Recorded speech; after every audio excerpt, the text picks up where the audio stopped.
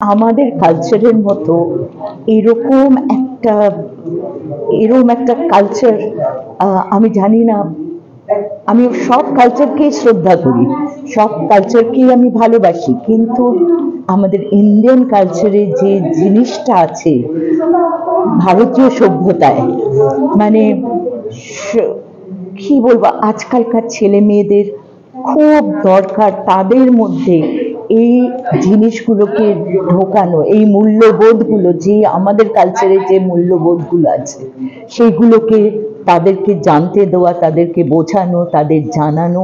এবং আমার ক্ষুদ্র ক্ষমতায় আমি আমার ইনস্টিটিউশন মানে উদয়ন কলা কেন্দ্র থেকে এই ভারতীয় সংস্কৃতি, আমি যেরকম আমাদের ছোট ছোট জিনিস, যে আমরা কোনো কিছু দিলে আমরা দু হাতে দিই, আমরা এক হাতে দিই না কখনো, এই দু হাতে দেওয়া, তারপরে বড়দের কি করে শ্রদ্ধা করতে হয়, কিভাবে প্রত্যেক ধর্মের ওপর শ্রদ্ধা রেখেও আমাদের নিজেদের যে সনাতন ধর্ম সেটার ব্যাপারে জানা, সেটার ব্যাপারে বোঝা, সেটা যে কত দরকার।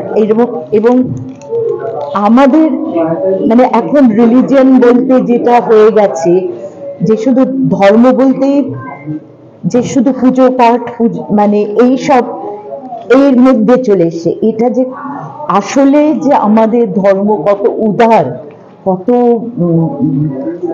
বিস্তৃত, কত মানে কি বলবো, এত ভাস্ট আমাদের এইটা এবং বিশাল, তো সেইগুলো মানুষকে জানানো উচিত।